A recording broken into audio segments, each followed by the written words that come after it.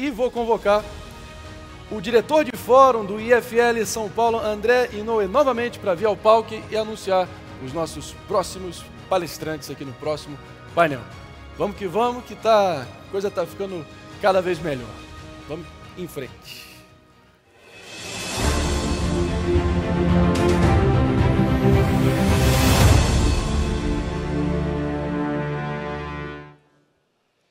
Existe uma reflexão popular que diz que se colocarmos um sapo em uma panela com água fervendo, imediatamente ele pulará para fora, salvando a sua vida. Porém, se colocarmos o mesmo sapo em uma panela com água fria e colocá-la sobre o fogo e esquentá-la aos poucos, o sapo não perceberá a mudança e vai se adaptar e vai acabar morrendo. Esse estado de aceitação, adaptação, conivência é tão perigoso para o sapo quanto é para nós e para a nossa sociedade. No Brasil, desde muito cedo, somos influenciados e anestesiados pelo establishment acadêmico. Somos apresentados a conceitos em formato de consenso intelectual que não passam de propagandas ideológicas. Já não é normal aprender com base em fatos, dados e princípios. Já não é importante entender as ciências sociais para além das casualidades e proposições vagas. E essa anestesia que o establishment acadêmico aplica desde a infância ludibria nossas percepções sobre quem de fato está por trás dos grandes movimentos sociais. É neste momento que somos transferidos para um establishment diferente, o político. Como deixa claro Jeffrey Tucker, políticos vêm e vão. A classe política é apenas o verniz do Estado, é apenas a sua face pública. O governo oficial, formado pelos membros do Executivo, do Legislativo e do Judiciário. Mas o governo oficial não é o Estado propriamente dito. Quem de fato comanda o Estado é a permanente estrutura burocrática chamada de Estado paralelo, também conhecido por Estado oculto, que é a estrutura formada por pessoas imunes às eleições. E para deixar mais claro ainda, o Estado oculto são os mal empresários que buscam reservas de mercado, subsídios e nenhuma concorrência, empreiteiras que se fartam em dinheiro de impostos por meio de obras públicas, sindicatos que se opõem à produtividade, e reguladores e burocratas que impingem as leis, e políticos que miram apenas o curto prazo. E quando consideramos todo o maquinário que alimenta o establishment político, lançamos luz sobre as figuras que influenciam, decidem, legislam e comandam por todos, por tudo e especialmente para si mesmos. Não é difícil enxergar episódios com interesses unilaterais, fatos deturpados e interpretações ideológicas que, além de arbitrar sem isonomia, destroem os nossos valores mais intrínsecos sobre a liberdade. A propósito, sobre o sapo na panela, alguns dirão que o que o matou foi água fervente. Porém, o que o matou de verdade foi sua incapacidade de decidir quando agir enquanto ainda podia, enquanto ainda tinha energia para pular fora da panela. Enfim, para ampliar nossas visões, nossas opiniões, inclusive para não nos deixar cozinhando nessa grande panela de loucura, convido a todos a participarem do nosso próximo painel, Atentado às Liberdades, com Ana Paula Henkel, Renata Barreto, Gustavo Maltache e mediação de Rafael Lima.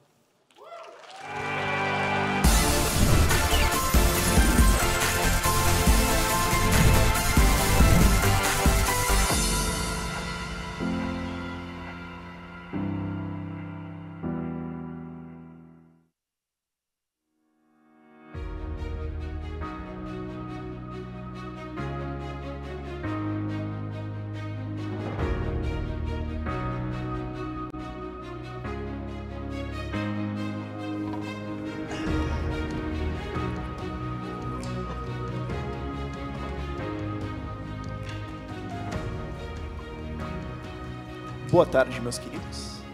Estamos aqui reunidos para uma discussão muito importante sobre liberdade de expressão. E essa é uma coisa que eu fui confrontado recentemente. De todos os lugares para eu ser confrontado sobre isso, é claro que foi no podcast do Monark, em que ele se incomodou que muitas vezes pessoas que defendem as liberdades falam de liberdade econômica, liberdade de porte de armas, liberdade de drogas, mas às vezes parece que a liberdade de expressão fica um pouco esquecida. E argumentou ele que se você não tem a liberdade disso, então você não tem a liberdade de defender as outras. E aí nós temos um problema. Então, nós estamos aqui reunidos para falar sobre uma pergunta relativamente simples, que eu acho que não vai ser muito controversa a resposta, mas a gente quer ver a substância dessa resposta. Estamos, ou não, se alguém quiser argumentar que não, estou muito curioso, vivendo um atentado à liberdade.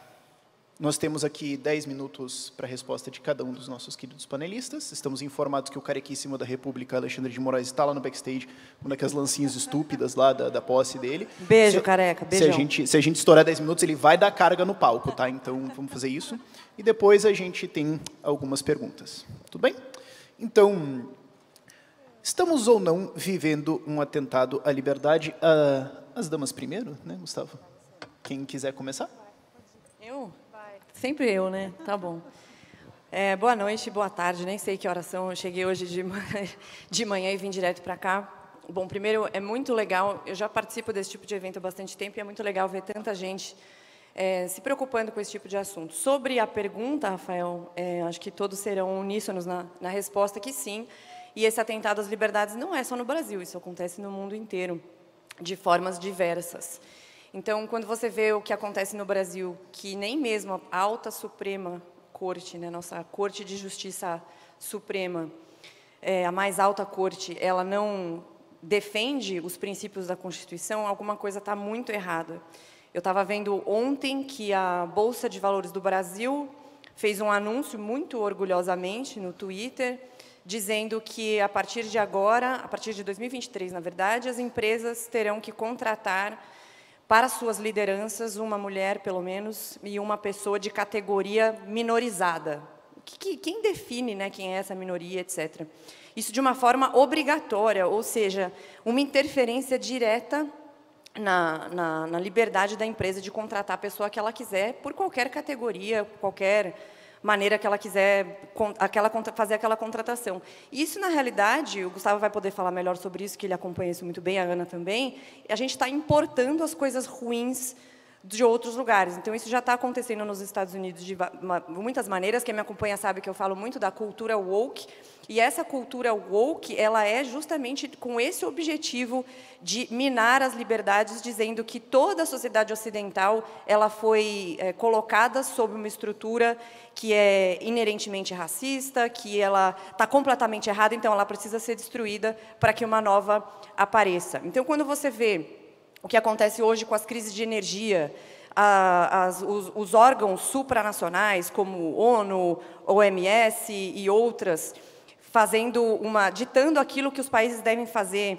Então, toda aquela história de que era uma teoria da conspiração, a Agenda 2030, a gente está vendo isso acontecer agora na prática. Países historicamente com grande liberdade, como Holanda, como Canadá e outros, impondo de uma maneira completamente arbitrária agendas ecoterroristas bizarras, dizendo que você tem que diminuir a qualquer custo a emissão acho que eu não sei os nomes exatos agora, mas a emissão de poluentes de forma geral. E para isso você tem que parar de produzir comida. E tem a parar de produzir comida, você não pode emitir mais CO2, então você tem que fazer de um jeito ou de outro, independentemente de se isso vai gerar um problema gravíssimo, principalmente para as camadas mais pobres da população.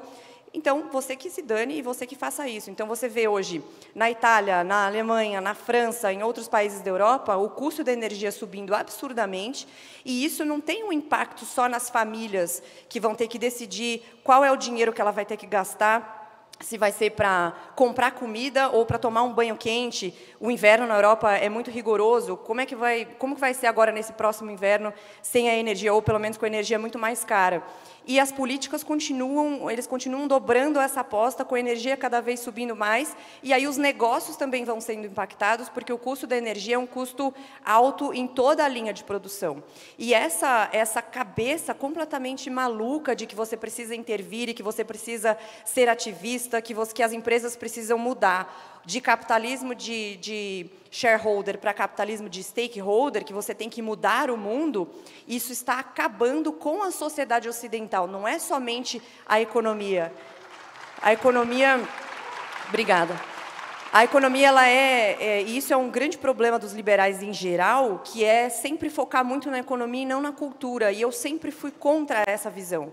a cultura ela é influenciada pela economia e vice-versa. Então, quando a gente vê o que está sendo feito hoje pelos governos, pelos burocratas, pelos órgãos supranacionais, isso é um atentado direto às liberdades e todas as conquistas do capitalismo, desde 1800, a Revolução Industrial, tudo que nós passamos até lá, as pessoas têm uma ideia, eu falo isso muito para os meus alunos, para os meus seguidores, as pessoas têm uma ideia que tudo que nós temos hoje à disposição caiu do céu. E isso também não é verdade com a liberdade. O Reagan tem uma frase maravilhosa, que tinha, né, quando ele era vivo, que é: a liberdade nunca está garantida, ela nunca está a mais do que uma geração de ser extirpada. Então, a liberdade é o valor mais importante a ser defendido, e a liberdade em tudo. Liberdade de expressão, liberdade para fazer negócios com as pessoas, liberdade de você poder ir e vir. Então, se você tem países que os governos proíbem o que você deve fazer, onde você pode ir, a China agora, por exemplo, teve uma perda muito grande, que é uma coisa bem bizarra, né? A China tinha mais liberdade econômica do que o Brasil, nesse ponto econômico, mas perdeu muito depois da pandemia, porque utilizou a pandemia de uma forma muito ruim, isso a China fez, outros países também, para interferir na liberdade das pessoas. Então, enjaulando as pessoas, literalmente, com essa política de Covid-free, e outros países copiando. Então, de novo, países historicamente livres, como o Canadá, que tem um Estado menor, que tem uma estrutura de governo e de país mais liberal, mas que tem um governo progressista, com essa sanha de mudar o mundo, de fazer ativismo, e está indo contra as liberdades individuais. Então, essa liberdade está sendo tolhida no Brasil e no mundo, e nós precisamos fazer algo hoje.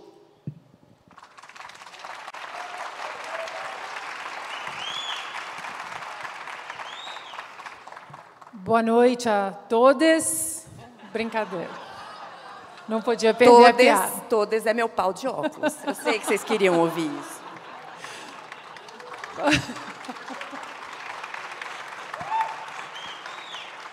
Não foi combinado. Boa noite a todos. É um prazer estar aqui com vocês. Eu acho que as grandes mudanças, elas começam de dentro para fora. A camada de segurança também na nossa sociedade, ela começa de dentro para fora, assim como nos Estados Unidos, e eventos como esse, eles são até muito mais importantes do que aquelas sessões hipócritas do Congresso, que não nos levam absolutamente a lugar algum, né? Aquela colcha de retalhos que nós temos, às vezes, no Congresso. Sobre liberdade, eu, que sou uma profunda admiradora e, de uma maneira até obcecada com a história americana, tenho um curso sobre história americana e estou mergulhada na história americana há mais de 10 anos, e é muito difícil nós falarmos de liberdade em qualquer tempo, em qualquer lugar do mundo, sem mencionarmos os pais fundadores da América. Porque a principal palavra da própria Revolução Americana foi a palavra liberdade. A liberdade de você escolher os seus representantes, né? Primeiro que imposto é roubo, claro. Gostou, né? E taxation without representation, aí é um roubo maior ainda, né? Você tributar sem você ter a devida representação, isso foi a base da Revolução Americana, e isso é tão atual, né? É tão atual. Hoje nós temos um sistema eleitoral no Brasil, que estávamos conversando ontem, se eu não me engano, das centenas de deputados que nós temos na Câmara, aqueles eleitos diretamente com o voto do povo, acho que são 35, 32, uma coisa assim, né? Todos os outros foram eleitos com aquele coeficiente eleitoral, partidário, etc. Então, continua, né? O mote aí da Revolução Americana continua. Taxação sem tributação, sem representação. Continuamos com isso hoje, em 2022, no nosso Congresso, na nossa Câmara. Na questão da liberdade em si, liberdade de expressão, nós temos a primeira emenda da Constituição americana, que não é uma liberdade absoluta, né? É uma liberdade quase absoluta, mas é uma liberdade de expressão, é uma liberdade de imprensa, é uma liberdade de reunião. Hoje você não pode nem reunir num barzinho de clube para falar mal do Alexandre de Moraes, que você toma voz de prisão, ali na hora, né? Então, é engraçado que muitos desses ministros da Suprema Corte aqui no Brasil, STF, eles falam muito dos pais fundadores da América, Alexander Hamilton para cá, Thomas Jefferson para lá, mas eles não importam os princípios que aqueles pais fundadores fundamentaram a nação mais livre do mundo. E muita gente confunde, achando que os Estados Unidos hoje, eles são a nação mais próxima, a nação mais livre, porque eles são a nação mais próspera. Só que, ao contrário, a América é a nação mais próspera do mundo porque é a mais livre. Liberdade de escolha, liberdade social, liberdade econômica, liberdade de empreender, mas, principalmente, liberdade intelectual, de questionar, de perguntar, de duvidar, de colocar político contra a parede, de ter o recall, que deveria ser uma arma aqui que nós deveríamos ter na nossa Constituição. O recall foi eleito, não cumpriu a sua promessa, recall. O que mais me preocupa no cenário agora político no Brasil, dentro dessa questão liberdade, é que, infelizmente, nós estamos diante de uma eleição, agora em outubro, histórica, que a eleição é entre o presidente Bolsonaro e o ex-presidiário Lula, e muita gente está discutindo os nomes. Bolsonaro, Lula, Bolsonaro, Lula. Mas, para mim, eu acho que essa eleição ela está muito, muito além desses dois nomes, porque hoje nós temos um judiciário totalmente aparelhado, que está sufocando nossas liberdades constitucionais, que está vilipendiando a Constituição quase que diariamente, e sem nenhuma accountability por parte do Congresso, por parte do Senado, que deveria trazer sempre para as sessões do plenário um processo de impeachment, pelo menos para que ele fosse pedagógico contra um ministro que adora canetadas inconstitucionais lá no Supremo Tribunal Federal. A gente pode discordar de políticos, a gente pode discordar do que o deputado Daniel Silveira falou no vídeo, das palavras, das ofensas, mas, como o John Adams, um dos pais fundadores da América e segundo presidente americano disse, nós precisamos ser uma nação de leis e não de homens. E, a partir do momento que você não tem a Constituição, por mais falha que a nossa Constituição seja, como o único norte possível, a primeira coisa que é atacada é a liberdade, porque se nós não temos liberdade de questionar, de pressionar, de reunir, de votar, de eleger, nós não temos liberdade para absolutamente nada, liberdade econômica, para passar reformas, para passar todos os projetos que nós precisamos passar como um projeto de nação. Então, eu fico preocupada olhando lá dos Estados Unidos e, quando eu conto para os meus amigos americanos, democratas, republicanos, independentes, o que está acontecendo aqui no Brasil, eles não perguntam quem é o presidente ou quem foi o presidente. Eles perguntam, mas o que vocês vão fazer sobre isso, independentemente de quem for eleito agora em outubro?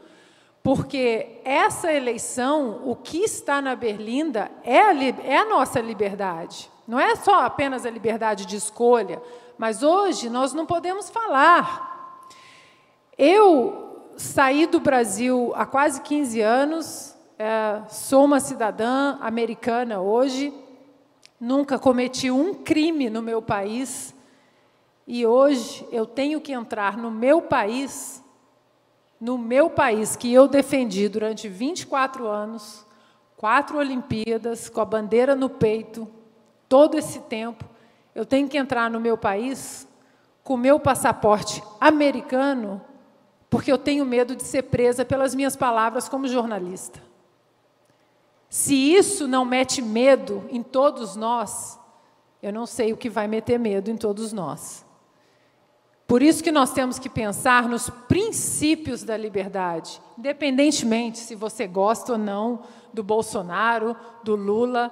Nós chegamos numa fronteira que a eleição está extremamente além de candidatos e de políticos. Temos que nos tornar uma nação, nós temos que parar de discutir nomes e discutir ideias e princípios. Se nós não estabelecermos princípios como nossas bases, os nossos pilares de uma nação, pode passar Bolsonaro, pode passar Lula, mas se os princípios estão bem estabelecidos, qualquer um que passar, os nossos princípios de defesa da liberdade, eles continuarão. E é isso que o americano tem. O americano troca Hillary, Donald Trump, Joe Biden, vai passando, mas o americano sabe que o princípio do federalismo americano, de autonomia dos estados,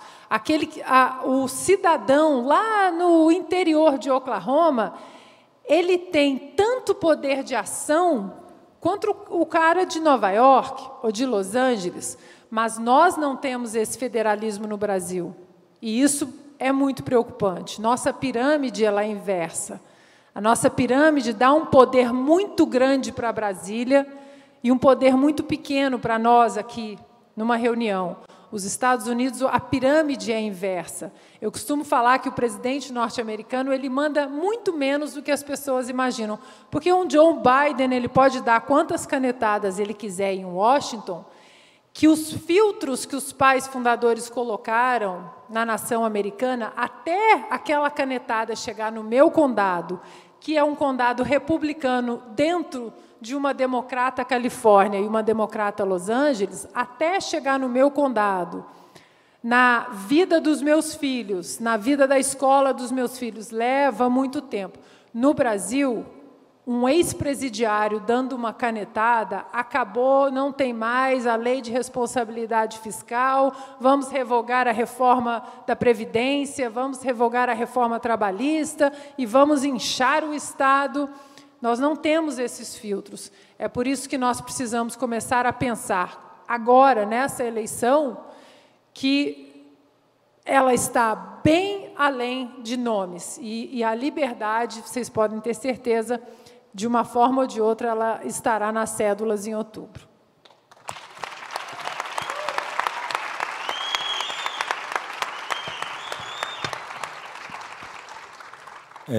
Boa noite a todos.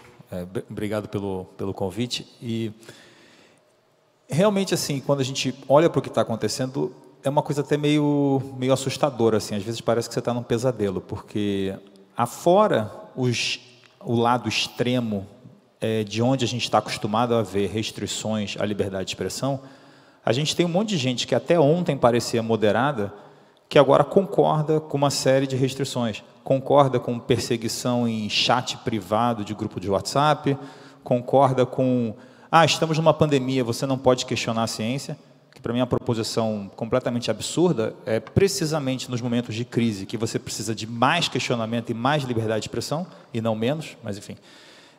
Concordam com restrições a questionamento às instituições, quer dizer, qualquer questionamento é visto como um ataque, e, na minha opinião, a pessoa tem o direito de defender, inclusive, o fim da democracia. Acho uma ideia ruim, mas a pessoa tem o direito de defender isso. Se a democracia é do povo, a premissa básica é que você pode dispor daquilo que é seu, né? Então, assim, eu acho que a liberdade de expressão deveria admitir esse tipo de coisa também, mas tudo isso, assim, se tornou um problema, e a gente sabe que as restrições à liberdade de expressão hoje, elas têm meio que um lado, né? Não é que essas pessoas sejam contrárias à liberdade de expressão, elas são a favor da liberdade de expressão para eles, né? Que nem essa defesa da democracia atual. Precisamos defender a democracia, mas parece que é uma democracia de castas, né? É a carta pela democracia de castas, que a gente está, o que eu estou, assim, é uma hipótese que eu jogo aqui para a gente debater também.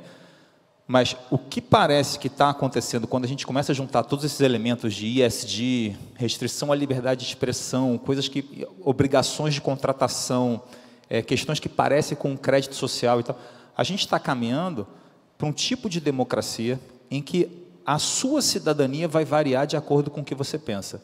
Conforme você aderir às ideias corretas, você terá os acessos à sua cidadania, senão você será cortado. Então, por exemplo, eu não acho tão absurdo que qualquer dia desses, esses tipos de medida cheguem às pessoas físicas, por exemplo. Então, de repente, um dia desses, você vai pegar seu celular, vai entrar no seu aplicativo do banco e sua conta vai estar bloqueada. Porque talvez você tenha dito uma coisa errada no tweet e agora a política do banco é que os clientes que tiverem isso terão suas contas terminadas e, sei lá, você vai receber um cheque pelo correio com seu fundo daqui a 2 meses. Então, esse tipo de privação de acesso a serviço, não só público, mas também privado, que parece uma coisa de... Sabe aqueles filmes distópicos que roubam a sua identidade? Você vai falar com as pessoas, ninguém ouve você, você não tem recurso a ninguém. Então, esse tipo de coisa já não me parece tão distante. A gente o que está sendo construído hoje, né, no Brasil, me parece, é claramente uma separação de cidadania. Então, se você pensa de um jeito, você tem a cidadania completa. Se você não pensa desse jeito, se você não quer ceder ao pensamento correto, você sofrerá as consequências. E aí, dentro disso, a gente tem passado batido uma série de coisas que a gente deveria discutir por alguns anos para poder mudar, ou décadas, ou talvez até mais do que isso. Então, por exemplo, você tem que proibir determinados discursos porque esse discurso mata a gente. Né? Por exemplo, discurso de ódio. Esse discurso mata a gente. Mas espera aí, assim, uma das premissas que a gente tem antigas no direito, né, uma das premissas antigas que a gente tem é que você pune a pessoa, você não pune as ideias que estavam na cabeça daquela pessoa. Então, se a pessoa ouviu uma música, se a pessoa foi influenciada por uma novela, por um filme, por um videogame e resolveu cometer um crime, você pune a pessoa, você não pune o programador que fez o videogame, você não pune quem fez a novela, você não pune o cara que escreveu a música. Muito embora esse tipo de discurso possa sim influenciar alguém a cometer o crime. Mas, tradicionalmente, a gente nunca puniu isso. E agora, de repente, num abracadabra assim, você não pode mais falar isso porque isso pune gente, você não pode ter esse conteúdo na televisão porque isso pode provocar... Mas espera aí, não é assim que a gente trabalhou até ontem. Então, assim, parece... Às vezes eu acho que não dá nem para caracterizar o que está acontecendo hoje de uma forma racional. É meio que a gente está vivendo uma espécie de surto coletivo, de devaneio, é uma era de um surto progressista, assim, né? Em que não tem um parâmetro que você consiga, né, definir exatamente qual é a lógica do negócio, até porque a lógica é contraditória para caramba, né? Mas eu queria só concluir aqui o meu ponto inicial com alguns elementos que eu acho que caracterizam isso, que caracterizam essa era que a gente está vivendo. A primeira coisa, e que talvez ajudem a gente a perceber e tentar desmontar, né, o que está acontecendo. O primeiro ponto é sempre esse tom apocalíptico, né, catastrófico. Né? Então é sempre assim, é fascismo. Isso a gente já está acostumado, sempre foi assim. Né? Sempre quem criticou sempre foi fascista. Quem lembra da eleição contra o Serra, contra o Aécio, sempre quem se posicionou contra a esquerda sempre foi fascista. Isso continua sendo parte do discurso hoje. E isso é assim porque, se você vive um momento de apocalipse, né, se você vive um momento de crise extrema, isso justifica a suspensão da ordem moral, da ordem cultural. Então, assim, não, é o apocalipse, então vale tudo. Vale silenciar, porque, não, na verdade eu não concordo com isso, mas agora é uma hora de defender a democracia. A gente ouve jornalistas falando isso, né? Não concordo com censura, mas agora é uma outra questão. Quer dizer, esse tom apocalíptico, que a pandemia acabou ajudando, acho que a pandemia foi um outro fator, né? Acabou, vamos dizer, colocando as pessoas assim, num estado de histeria, de pânico um pouco maior, e isso acabou auxiliando nesse processo também. Um outro elemento disso seria essa nova configuração dessa utopia do autoritarismo do bem, né, que sempre se baseou numa díade de oprimido e opressor econômica, né, é o burguês e o proletário. E agora você tem uma série de outras. É branco e negro, homem e mulher, cis e hétero, cis e trans, hétero e homem, é tanta coisa. Então, assim, você tem todas essas díades de opressor oprimido, que também tem uma serventia, né, que se você é o oprimido, o que você fizer é legítima defesa. Então, isso também justifica moralmente esse tipo de ataque à nossa liberdade, ataque à liberdade de expressão. Não, mas espera aí, você é o opressor, então eu estou justificado no meu ato de restringir a sua liberdade. E, por fim, um dos grandes elementos, na verdade são dois elementos, mas são meio associados. Um é o advento das redes sociais, né? Todo advento, todo surgimento de uma nova mídia provoca grandes distúrbios na relação das autoridades. Isso assim, é razoavelmente bem documentado, e o Joshua Meyerowitz, que é um grande teórico da mídia, que escreveu um livro sobre o impacto da televisão, e é impressionante, assim, o livro é de 84 ou 85, e você lê, parece que ele está descrevendo as redes sociais, porque assim, o impacto que a televisão teve já foi muito grande, a gente esquece, mas as redes sociais tiveram um aprofundamento disso, e o que ele diz é o seguinte, é que toda a criação da nova mídia, ela dificulta o controle do discurso da autoridade, e a autoridade entra em pânico, e começa a ter uma reação emocional contra, né, a essa nova mídia. E você vê determinados jornalistas hoje falando no Brasil, você vê que aquilo não é um discurso completamente racional. Você vê que eles falam coisas como, mas de onde saem essas pessoas que acham que podem comentar, né, que acham que podem dizer, qual a qualificação dessas pessoas? E esse era o jornalista que até ontem estava defendendo participação popular, orçamento participativo, inclusão, quer dizer, precisamos ouvir todo mundo, plebiscito, não sei o quê. Esse era o cara que defendia a máxima participação de todo mundo. Agora você tem a rede social, todo mundo pode falar, ele, não, mas que coisa abjeta isso, todo mundo acha que pode dar opinião e tal. Então, esse tipo de reação é uma reação que, isso está documentado, assim, a nova mídia provoca esse tipo de ansiedade geral. É por isso que muitos dessas pessoas que estão agindo contra a nossa liberdade hoje, muitas delas são sinceras. Elas acham realmente que existe uma crise que exige aquela ação. Né? Boa parte não sei se a maior parte, mas boa parte da maldade que ocorre no mundo é feita em nome de causas supostamente boas. As pessoas que estão cometendo as maldades, elas acham que estão agindo, né, em nome do bem e tal. E por fim, mas é associado um pouco à rede social, é o avanço da direita, né? A vitória do Trump, Brexit, Bolsonaro, todas essas vitórias que conflitam com a visão de democracia que essas autoridades têm. Muita gente no Brasil, assim, essa vanguarda de escolarizados urbanos, que talvez, assim, infelizmente, o Brasil é um país onde estudar é para quem pode, não é para quem quer. Então, a pessoa, muitas vezes, no Brasil, que tem acesso a uma boa educação, ela acha que o diploma dela é uma procuração para mandar na vida dos outros. Ela começa a achar que tem que civilizar a massa, que tem que levar o desenvolvimento para a população, o desenvolvimento nacional, desenvolver o país. É uma coisa meio messiânica, salvacionista e tal. E esse tipo de vanguarda de escolarizados urbanos, eles têm uma expectativa em relação à democracia. A democracia, para eles, não é um sistema assim, não, que vença o melhor. A gente vai debater e que vença o melhor. Né? A democracia, para eles, não é isso. É uma democracia escatológica, né? Eles têm um sentido de fim, eles acham que a democracia tem que rumar para uma determinada direção.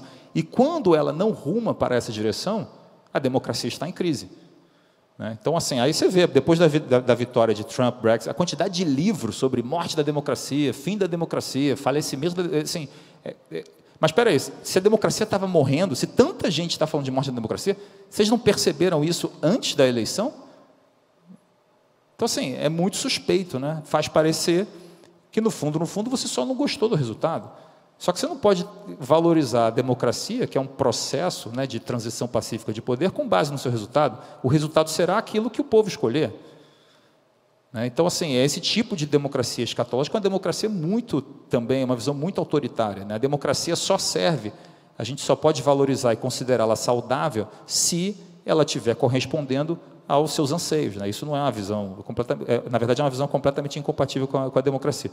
Então, eu acho que todos esses elementos aí, eles estão, vamos dizer, trabalhando juntos para dar essa impressão que, para mim, realmente parece, às vezes, um devaneio coletivo. Eu acho que as pessoas estão assim, num surto, numa coisa assim, fora da racionalidade, e achando que você restringir a liberdade é uma maneira de preservar a democracia, quando na verdade é o contrário. A democracia existe para preservar a nossa liberdade. A democracia é um arranjo institucional de poder para preservar a nossa liberdade. A liberdade que é o fim. O objetivo da gente poder transacionar, se relacionar, tocar nossa vida, nossa família, nosso trabalho, a nossa economia e tal, isso é o fim, isso é o objetivo. E a democracia é o meio. Então, assim, esse cenário que eu estou vendo, eu não consigo explicar de outra maneira que não por esse estado, vamos dizer, de histeria coletiva, e que a gente talvez precise analisar e combater um pouco dessa forma também.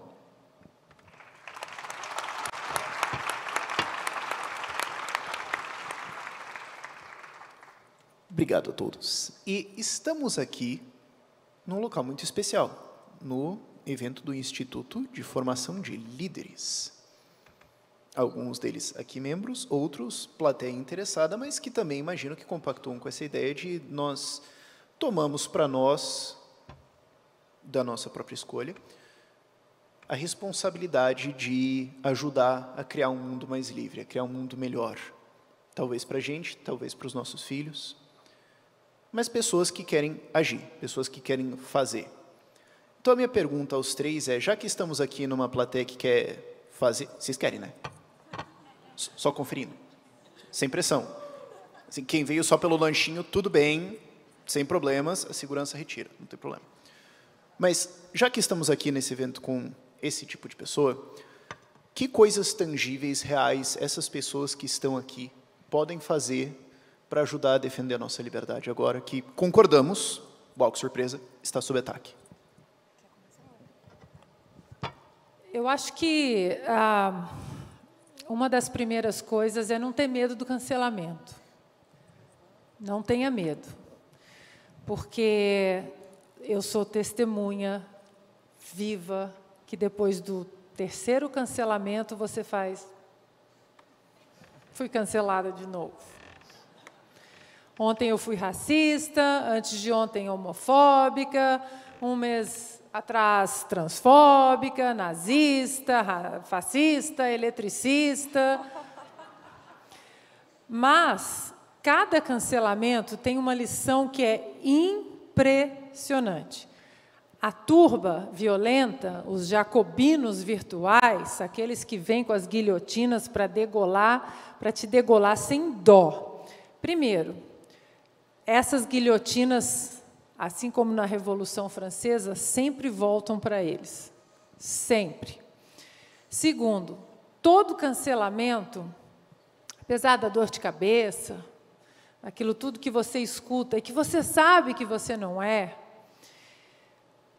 traz um exército de pessoas boas que saem do armário, que falam isso não é justo, o que ela disse não é racista, o que ela disse não é fascista, porque o problema, como o Gustavo estava falando, essa coisa e a Renata, das minorias, né, o discurso bom e tolerante, vamos proteger as minorias. O problema é que se todo mundo é homofóbico, ninguém é.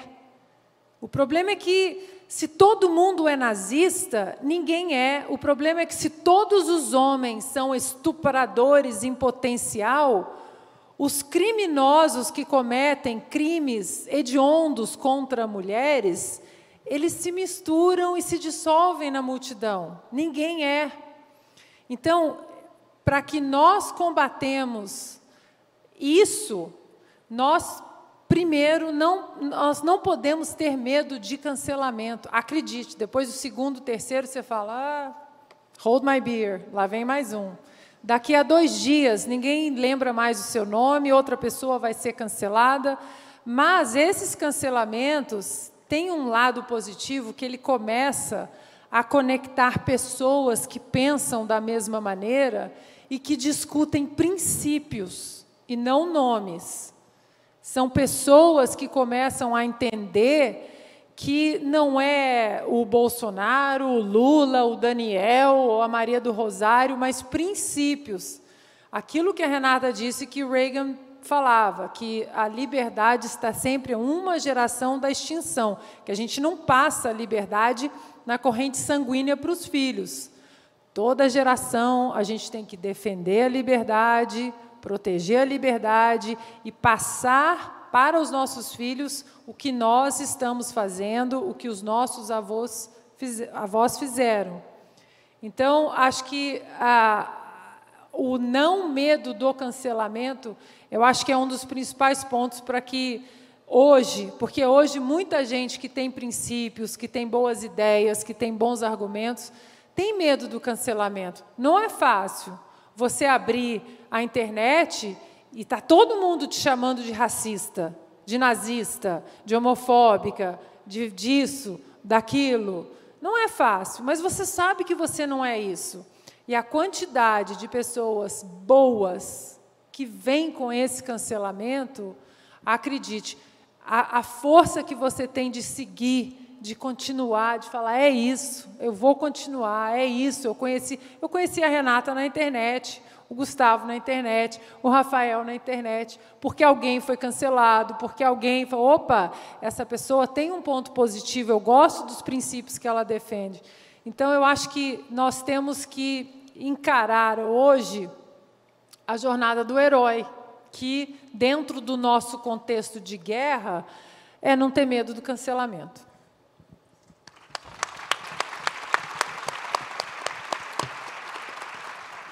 Você falando assim, até me deu vontade de caçar um cancelamento, assim, pareceu divertido. Pô, vou fazer amigos, é bom, legal, tá se sentindo sozinho. Se ajuda, eu sou bem boa de fazer isso. Você está se sentindo sozinho, assim, toma um cancelamento, cara, você vai conhecer gente, é bom. Bom, meu ponto é muito complementar ao seu, Ana, porque quem me acompanha sabe que eu falo diariamente da importância de ser um agente de informação. E eu acredito na mudança e na transformação dessa sociedade que a gente vê que está corrompida nos seus princípios por meio da educação. E não é o Estado que vai fazer isso, né? O Estado não vai fazer. A gente tem hoje um governo de direita, por exemplo, que não conseguiu mexer nas entranhas da educação porque ela foi aparelhada desde 1930 que existe esse princípio da Escola de Frankfurt de aparelhar a educação, mídia, artes, cultura. A gente fechou os olhos durante muito tempo. Quem sabia dessas coisas até, sei lá, 5 anos atrás, é que eu já estou nisso há mais tempo, mas eu falaria 10 anos, mas acho que 2 anos atrás é muito. Alguém ter ouvido falar de Escola de Frankfurt, de Gramsci, e como esses princípios intelectuais sorrateiros contaminaram a nossa sociedade. Então, se a gente hoje está desperto para isso, então a gente tem uma forma de melhorar essa sociedade por meio da educação, sem imposição. Então, como é o meu trabalho hoje na internet? É falar sobre essas coisas, sem medo do cancelamento, bring it on, I don't care. Tipo, pode vir, pode falar, não tem problema. Aliás, eu me divirto, horrores, com cancelamentos. Eu me divirto, porque as pessoas falam, nossa, mas por que você perde tempo com fulano? Por que você perde tempo com ciclano? Porque o influenciador tem, sei lá, 10 mil seguidores, você está batendo nele que nem cachorro morto. Por que você está fazendo isso? Porque é sempre uma oportunidade de ensinar. Então, se a pessoa falou, ela trouxe um argumento completamente furado, bizarro, nada a ver, eu não vou convencer essa pessoa, provavelmente. Mas tem um monte de outras pessoas que a gente pode melhorar no processo. E eu sou a prova viva porque eu recebo relatos diariamente de várias pessoas que votaram no Lula, votaram na Dilma, que eram de esquerda, que eram feministas, que eram isso, que era aquilo, que achava que o capitalismo era errado, que a economia era jogo de soma zero. Coisas absurdas, as pessoas nunca tinham ouvido falar. Você estava falando de Todo Mundo é Fascista, Gustavo? Aliás, ele tem um livro muito bom que acabou de lançar, vou fazer seu jabá aqui, porque é muito bom. E esse negócio do fascismo, por exemplo, quando eu falo para a pessoa, mas você sabia que o Muro de Berlim era chamado de Muro de Proteção Antifascista?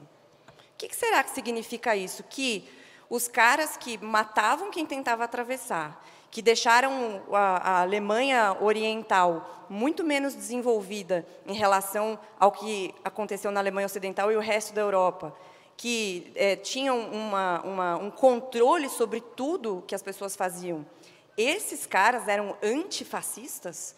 Espera aí. E aí eu mostro como são as similaridades do fascismo com o comunismo, o socialismo e o nazismo, e aí quando você começa a pensar frases do Mussolini, do Hitler, falar sobre economia, alguém, pode não ser todo mundo, mas alguém vai falar, ué, que estranho, Aí a pessoa vem no meu perfil e fala assim, nossa, essa pessoa ridícula, burguesa, rica, fascista, eletricista, taxista, eu vou lá, eu vou acabar com ela. Aí a pessoa planta uma sementinha, ela vem querendo me odiar, ela vem com todas as facas na mão, mas ela para e pensa, não, peraí, isso aqui faz sentido, deixa eu ver.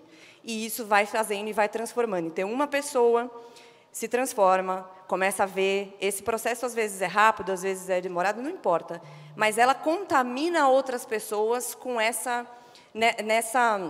nesse círculo virtuoso da educação, da informação, da verdade. Então, eu coloco lá no meu perfil no Twitter que eu sou um agente contra a desinformação e esse nonsense da lacração, do woke. Então, quando você vê que as minorias... mas por que é um problema esse discurso a favor das minorias? Quer dizer que você é contra as minorias? Você tem que explicar de maneira objetiva. Então, eu falo, por exemplo, no meu curso, quem é aluno aqui sabe, que a crise de 2008, ela tem origem lá nos anos 90, ainda no Bill Clinton, por causa das políticas que estavam sendo feitas nesse sentido de que os bancos estão dando pouco crédito para as minorias, então a gente precisa baixar os nossos estándares e passar a dar crédito para todo mundo.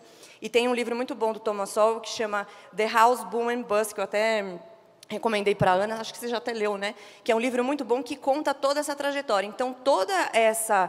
E o Gustavo falou isso muito bem. Então, as pessoas acham que é por uma boa causa. Bom, a gente está vendo que algumas comunidades estão sendo prejudicadas, elas não estão tendo, por exemplo, acesso a crédito, ou elas não estão chegando às lideranças das empresas. Como eu vou corrigir isso? Eu vou pôr cota, eu vou fazer uma coisa pressionando as empresas, eu vou obrigar, eu vou colocar uma multa. Isso, na realidade, prejudica essas minorias, prejudica esses grupos, as minorias ou não minorias, mas pessoas que eles querem dizer que são historicamente oprimidas.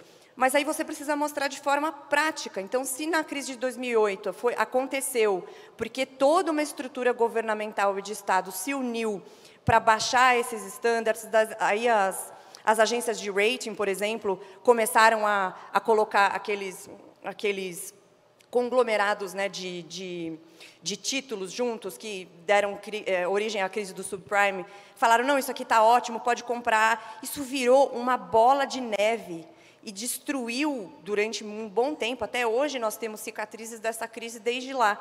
E agora o que está acontecendo? Nós precisamos mudar o mundo. Então, antes era uma coisa socialismo radical, agora não é mais socialismo radical, agora é ecossocialismo. Procurem esse nome. Isso tem até um fórum muito famoso que o Evo Morales participou. Essa coisa da Greta ir lá, aparecer e todo mundo achar o máximo, a pessoa falar, não, eu acho, lá do alto da sua alta classe na Suécia, que nós temos que cortar a emissão de CO2 em não sei quantos %. O que isso significa para as pessoas mais pobres na Turquia, no Brasil, na África, ou sei lá onde? Isso significa aumento substancial da pobreza ou diminuição grave da qualidade de vida que foi conquistada às duras penas com o capitalismo, uma evolução de séculos, não só do capitalismo, né? Uma evolução do comércio desde os primórdios. Então, se a gente muda, a gente consegue. Se eu conseguir, eu saí do nada, eu não era ninguém, eu não sou filha de ninguém, eu não sou, sabe, não sou de nenhuma família importante. Eu comecei fazendo meu conteúdinho lá no Facebook, todo dia, batendo, me expondo, dando a cara para bater, perdendo tempo, mas esse tempo não é perdido, é um investimento que a gente faz na formação dessas pessoas, e a formação da vida é muito melhor que a formação da educação que já está totalmente aparelhada. E isso não é novidade para quem acompanhou o que aconteceu na pandemia. Então, os médicos falando que isso da vacina, e daí você não pode questionar, e aí as teorias da conspiração que todo mundo foi cancelado, pessoas perderam conta no Twitter, foram banidas do Instagram, sei lá o quê. Agora, depois de 2 anos, falando, olha, isso aqui parece que era verdade, sim. Ou seja, olha o quão pernicioso é essa quebra de liberdade de expressão. Então, o nosso papel, e respondendo a sua pergunta agora de forma objetiva, Rafael, é ser um agente de informação e passar isso adiante para quem estiver do seu lado, não importa quem, família, amigos, pessoa do trabalho, alguém vai ouvir, e essa rede é muito poderosa.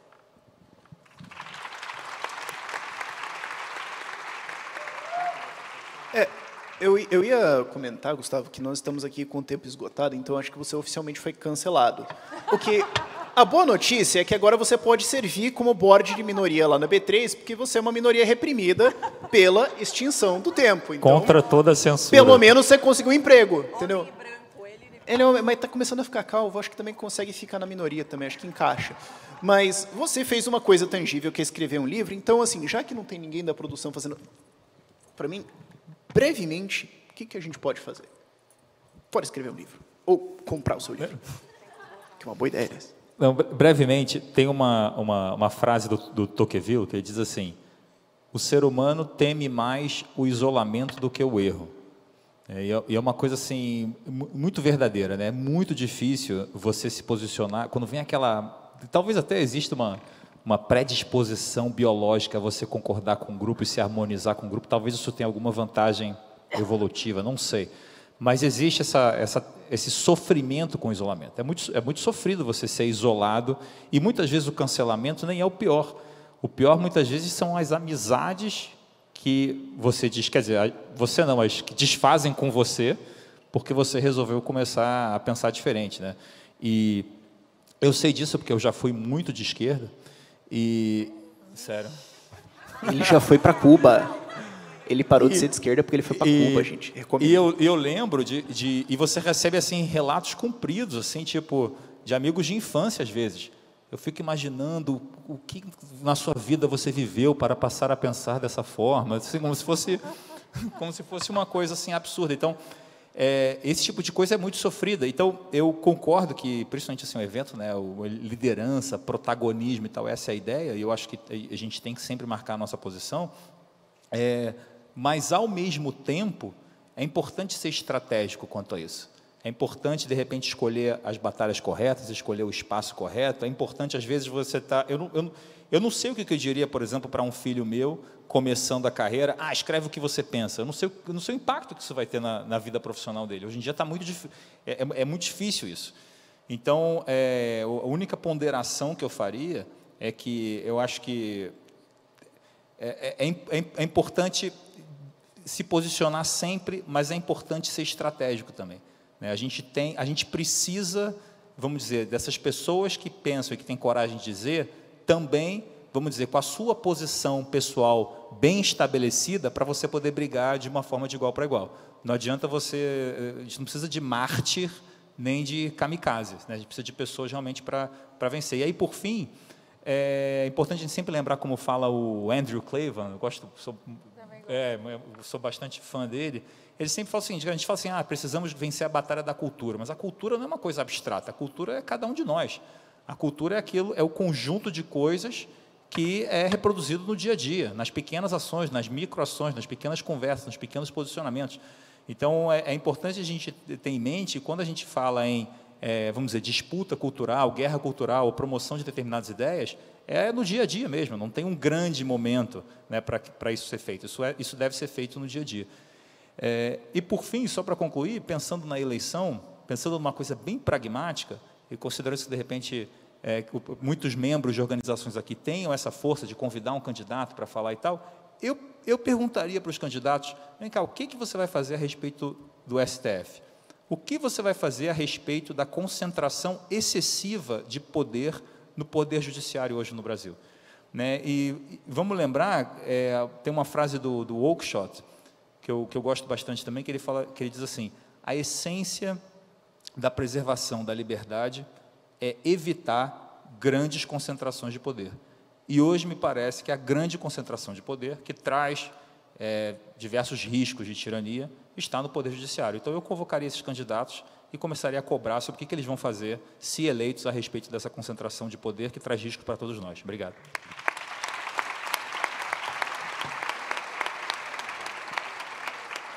Em conclusão, falem o que vocês pensam, e se vocês forem cancelados, a gente faz uma grande festa. Espero vocês lá. Obrigado, gente.